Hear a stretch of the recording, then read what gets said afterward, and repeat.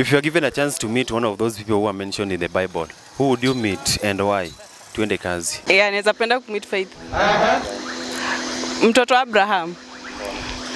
See, I would like to see her because hajai kuwa mentioned anywhere apart from being the daughter of Abraham. Kwanza ningependa kumiti mtu anaitwa Noah. Aniambie kunguni walikuwa wa nini? Ilikuwa lazima alete kunguni? Ningependa kumit Judas Iscariot. Mbona alisaliti Yesu ratatibo pesa kidogo yenye hizi iba ya rasmoki. Mimi ningependa kumit Adam.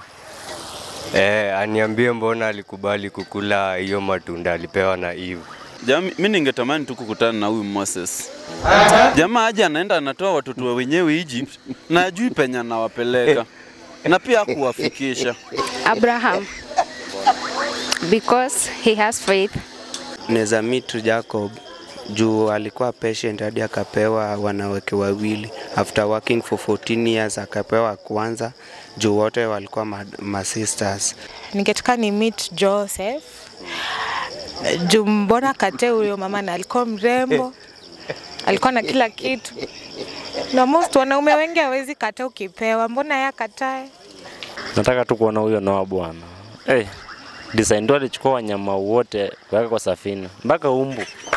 Sasa tulali bwana. Anaweka hadi umbu. Joseph. Nimeita mara 3. Unapewa mechi unakataa aje.